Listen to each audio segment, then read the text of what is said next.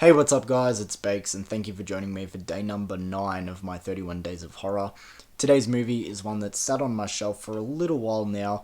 I was just kind of waiting for the right time to give it a rewatch, and I guess no time like the present. Today's movie is A Quiet Place Part 2. Now, as usual, before I get into my thoughts of this movie, we'll quickly go through the plot for this one. So, Quiet Place Part 2 takes place right after the events of the first movie. So, the remaining members of the family who are left alive decide they need to leave the farm, one for resources, two to find other people. And after traveling for a while, they come across this guy who their families, had a connection in the past, knew of each other, but he honestly kind of doesn't want them staying with him. But while they are staying with him just for the meantime, the daughter figures out a hidden message on one of the radio stations, and she puts together that people are sending out a message to let them know that they're alive and okay, and they're signaling a safe space. And she treks off on her own for a little while to try and find where these people are and get her family to safety. So that's pretty much the plot for this one, and let's get into my thoughts of A Quiet Place Part 2. Now, I've always really liked this movie, and I've always thought it to be a really strong step up. So I guess we'll start with the positives in today's review. First of all, the opening scene that takes place on day one of the invasion. We never saw day one in the first movie, and to be completely honest, I don't think the day one scene is completely necessary, though it is cool. It's an awesome opening scene, and actually really impactful, and it just sort of adds to the whole Quiet Place universe, and sort of just gives it a bit more texture, if that makes any sense. The child actors again in this one are great. I've already done a review of the first Quiet Place movie, and I hope I brought up the child actors because they did a great job in that one. But I feel like, just being a few years older and a bit more experienced, they really step up their acting here.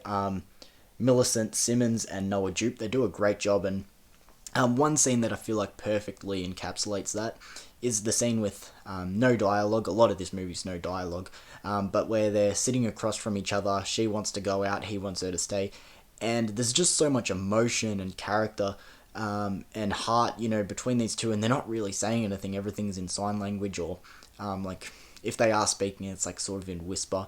I just feel like the child actors really stepped it up here. All the performances in this movie are great, but I think, to highlight when child actors do a really solid job, and that's what they've done here in the sequel. Now to sort of get into the story, and again, I really like the story in this one. For the first movie being a mostly one location setting, this family on a farm, I feel like the stakes are much higher this time around with the sequel. The characters are now exploring the open world and the universe that the Quiet Place films have built. And I really like that. As I said, it adds to the stakes. The characters getting split up at times and facing new challenges that they weren't able to face, with a one location setting in the first movie. So I really like it this time around. For a movie that is, a quiet place, meant to be really quiet, and it is, the score is like really good and really underrated. I love the theme.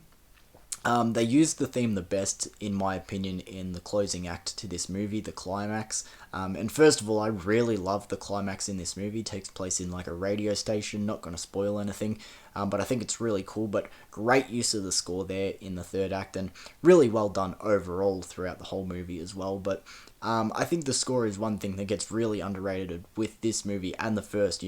As I said, film's called The Quiet Place, and a lot of it is people not talking and doing sign language and whispering, but really underrated score for this movie as well. Now, I almost forgot one of my favourite inclusions to this movie, Emmett, played by Cillian Murphy. He's such a welcome character introduced into this film. I just find him to be really likeable and enjoyable. And having him team up with the daughter, who, if you're unfamiliar with these movies, she is deaf. And I just feel like it's such a obvious pairing that works so well. In the first movie, it's a family that's adapted to having a daughter slash sister who is deaf, so they've mastered sign language, and, they're able to communicate pretty seamlessly. Emmett is not familiar with that, so having him isolated with the daughter and them trying to communicate still and go on this journey, across America or wherever they're going to. Across America makes it sound probably too big of a scale, but going on this little journey and, their struggles to communicate, I think it's such an obvious thing to do, but it just works so well. And as I said, he was a really welcome character to introduce in this film, and as I said, Cillian Murphy did such a great job.